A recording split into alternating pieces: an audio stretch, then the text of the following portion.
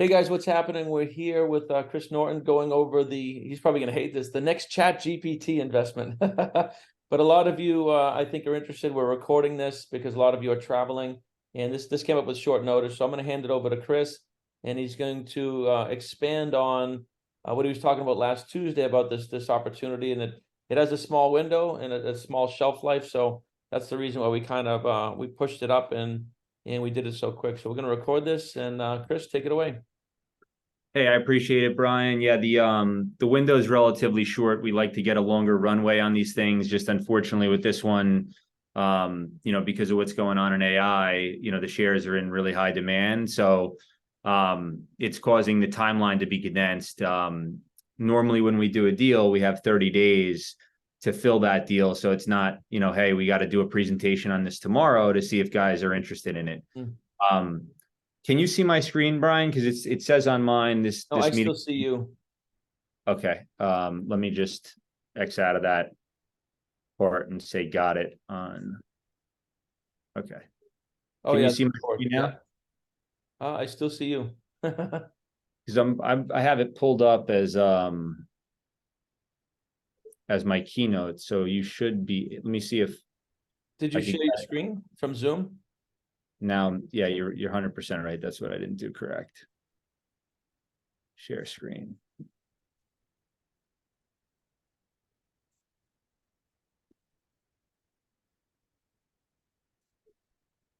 There we go. There we go. Yep, now you're good. Okay, great.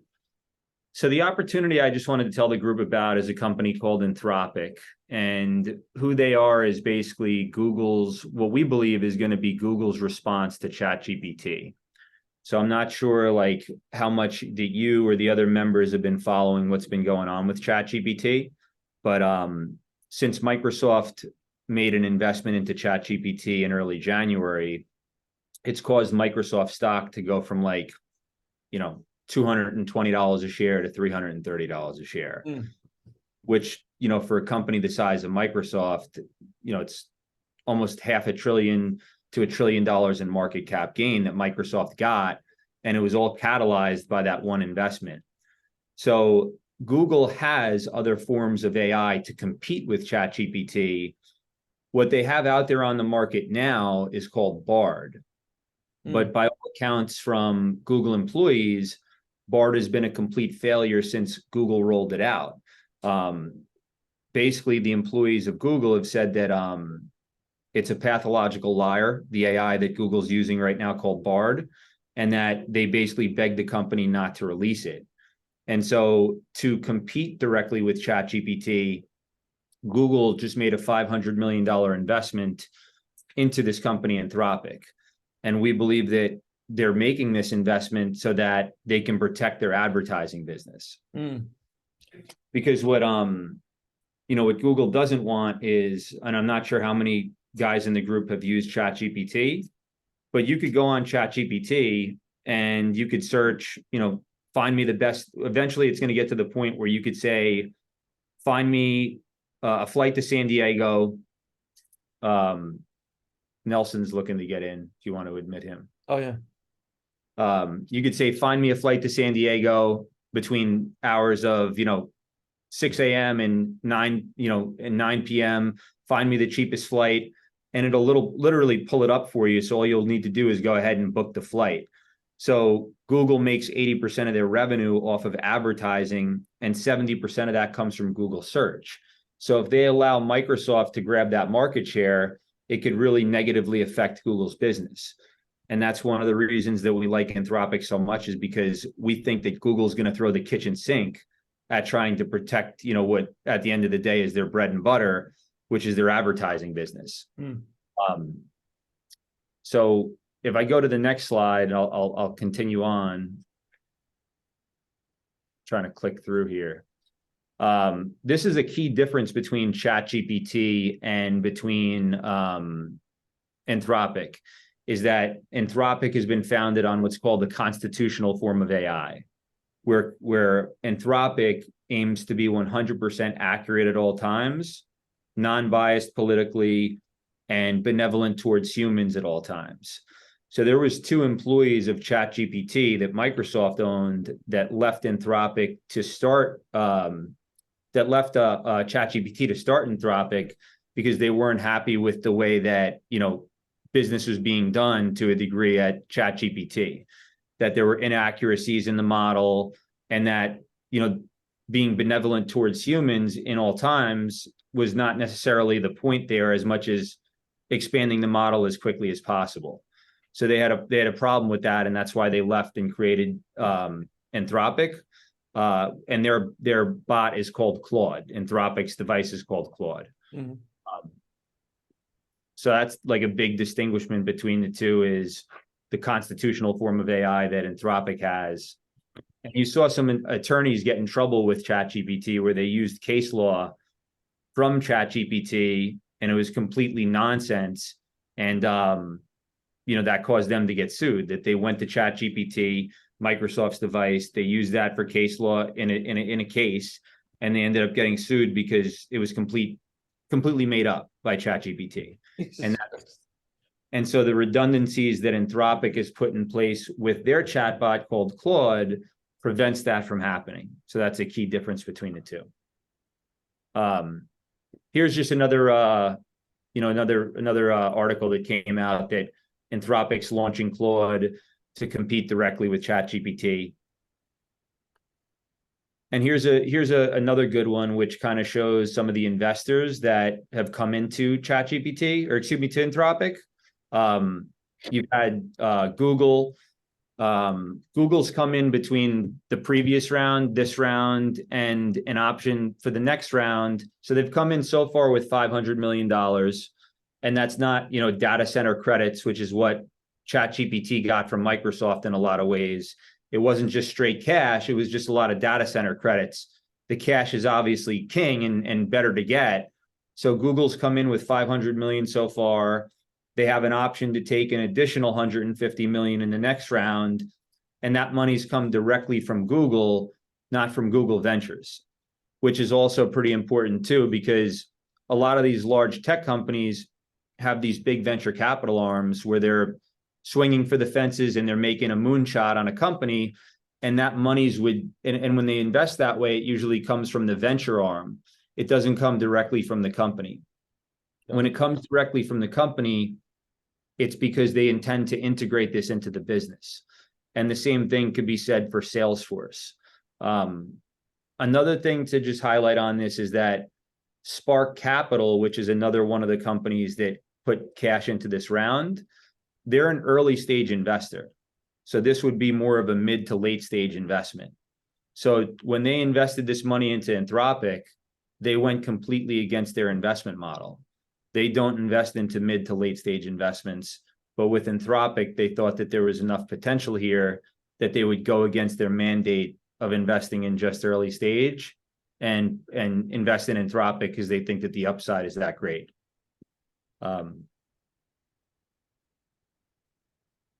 Just moving along, this is a good slide that just shows what they're looking to do. That they're building a war chest of funds to compete with ChatGPT. And again, some additional partners, that have injected capital into the company.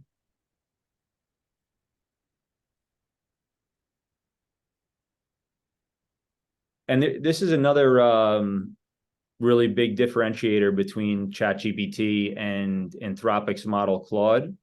So Claude, which is Anthropic's model, is like a ChatGPT on steroids.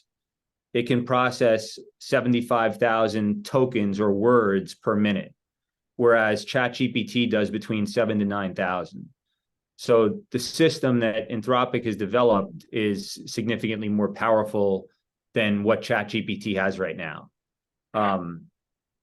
It's also important to note that, there's a lot of momentum in the space, but, when you think about the fact that Google leaked a memo to their employees, and we could pull this up in a link. If you were to Google it, or I just pulled it up from my computer now, you'd be able to see it. There was a leaked memo that said, this is Google telling their employees, we're losing right now at AI, and it's likely that ChatGPT is also losing at AI, and that we need to be focused on more companies in the space that are building. And subsequently, after that leaked memo got released, they put the $500 million into Anthropic. So I just think the timing surrounding that memo being leaked, and when they injected capital into Anthropic, goes to their state of mind in terms of where they're thinking that this is all going over the long run. Chris, can I ask you a question real quick? Sure. What's up, man? Appreciate you doing this. Yeah, of course. So how difficult is it? Because I think we're going to see more companies entering the AI space. How difficult is it for a company to take that machine learning database and create an AI company, quote unquote? There's extremely high barriers to entry because it's extremely capital intensive for them to basically go out there and create these large language models. You're talking about billions and billions of dollars. Right. So data centers and massive amounts of servers. I mean, there's tremendous amount of computing power, right? Correct. So like, if you don't have backing of guys like, the type of people we're talking about, it's going to be very difficult for you to break into the space. The other thing that goes into that too is Google opened up the information pipeline to Anthropic. If you take away, the information from artificial intelligence, you don't have the intelligence part.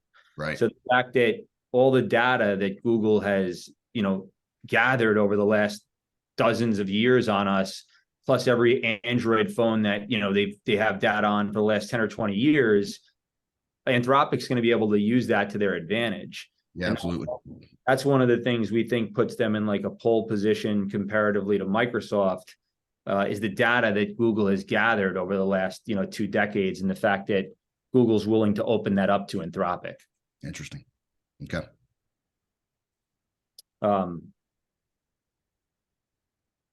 So if I were to just click here, this is the Series C deck that Anthropic used to raise capital from investors. I could run through it really quick, but to be honest with you, it'd probably be better if I sent this to you guys and just let you review it, because it's like 28 different pages. Yeah, maybe just hit the highlights of the key points that you know of. Yeah, I mean, key points in here is that they were looking to get a top tier investor in to come out and round out this raise, and they ended up getting Google and Salesforce, not Google Ventures, but Google directly and Salesforce directly. I don't think we're looking at the right screen, Chris. This is before the investment was made. So like, this is them pitching other investors to come into the round. This 7-slide deck that we're looking at? Are you looking at where it says Anthropic executive summary? No. Nope. We're looking at a news article, Anthropic leapfrogs OpenAI. Okay, let me see here. It says I am screen sharing, but I think I need to go back to new share.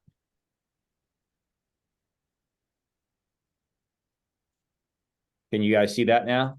Yes.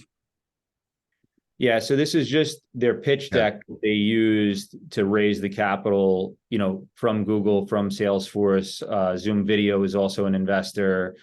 Eric Schmidt, which was the previous CEO of Google, was an investor. And so is Dustin Moskovitz, the guy that co-founded Facebook and Asana. So this is the deck that they used to raise the capital. And it just basically detailing what they were looking for at that point, explaining that there's high barriers to entry to get into the space, and that they're well positioned to be, one of the top tier large language models in the world. Absolutely. Here's a bit of go back to that previous slide real quick. I have a quick question. Sure. So that last bullet point where it talks about a winner in commercializing what may be one of the most important technological breakthroughs of our time. So I've been studying this quite a bit, and what I find fascinating about the AI space is, and let me ask you this, what insights do they give, or have you learned from Anthropic about the potential commercial opportunities for future business models that they're going to create around this language model? So what we've learned just in terms of like the difference between like a ChatGPT and like an Anthropic is from what we're understanding is that Anthropic wants to be more B2B rather than like directly to the consumer. We're limited in terms of the information that we get directly from Anthropic. We have a third party that's connecting us directly to the shares. But from what we understand from them, they basically told us that they're looking to go B2B as opposed to going directly to the consumer in the way that, you know, ChatGPT is doing right now, that they're looking to make their money by dealing directly with the businesses. And does that mean, you know, what is the revenue source, right? Is it higher subscription access to the platform, or are they going to embed advertising into the platform? I would assume so, since that's Google's. All of those things. All of those. I think a combination of all of those things. And the other thing I would say too is, because of the access we have to the shares and the access to the data room that we have, Google's notes in going into this deal and making the investment, they're projecting that this is going to be doing 10 billion in revenue by 2028. So if you just, and again, that's Google's numbers. That's not my numbers. That's not like an extrapolation. But if you were to slap like a 10 multiple on that, which, you know, wouldn't be a high number for a company like this. Yeah. You're looking at about $100 billion company with a 10 multiple on that revenue number. Yeah. And then obviously Google knows, and they see the future and the future applications of all of this, because they're Google. That's right. That's right. This is just some of the leadership team. I think it's important to note that Dario and Daniela were two really high level guys, or guys and gals at ChatGPT, which is the Microsoft deal, and they left ChatGPT to start Anthropic.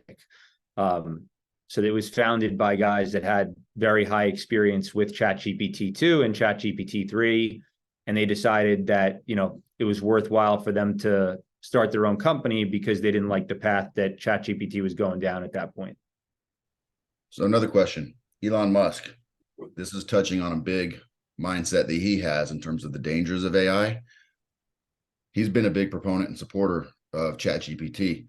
Is he looking at Anthropic, or is he involved in Anthropic at all?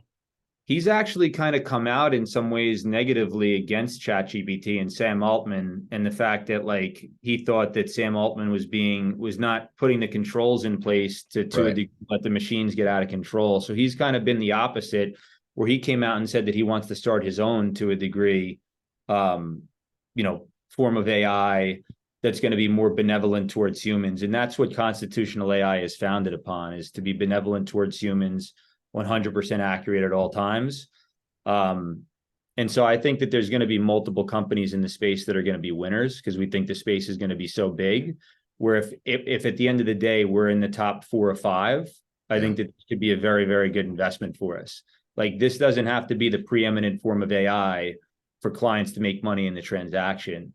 It has to be one of the top 3, 4, or 5. And if Google continues to pump money into it, which is what we expect to defend the advertising side, you know, we think the upside could be significant. For sure.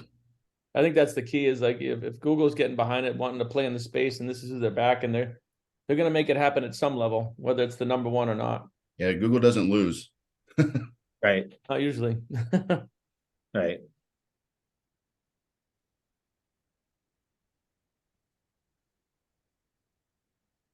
So these are just more slides, you know, again, on the deck that Anthropic used to raise capital. This is before they partnered with Google. If you look at this, where it says, you know, tier 1 deals, tier 1 AI models, you'll see you have Anthropic and you have OpenAI, you have Google and you have DeepMind.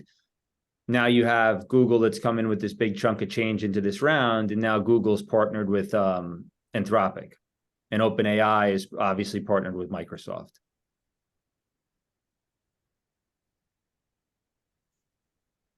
Yeah, we can get this deck out to everybody. So just if you see, you know, a point you want to highlight, we can just kind of blow through it. I think Yeah, we get the gist of it. And Nelson, great question. So if you have any questions.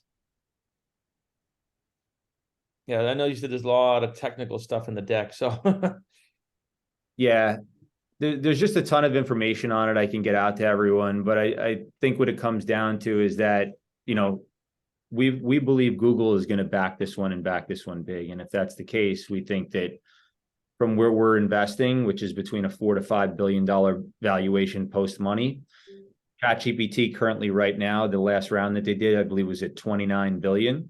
But if you were to try to buy shares like this in the secondary market, you would pay as much as 40 billion. So this grows into a ChatGPT, which we believe with the access to Google, the information and the backing of Google that it can, that it would be a 10x on our investment. And we think that ChatGPT will grow as well.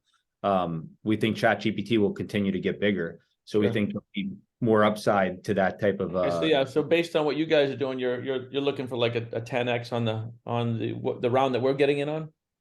we think that this could be a 10x long term. Yes. Yeah. Like, and the other thing to consider is they're going to raise additional capital, right? So like this isn't going to be the only round. Right. They're looking to raise $5 billion over the next decade or so. Mhm. And they're looking to do that, over the next 3 years to compete with ChatGPT. And so that means additional rounds of financing. So what does that mean for the investors? So that means dilution. So you're going to get diluted, obviously, right? As they raise additional rounds of financing. But if you're getting diluted at a significantly higher valuation, like let's just say this goes to a $50 billion valuation, as opposed to it being a 10x, it's a 7 or an 8x because of the dilution.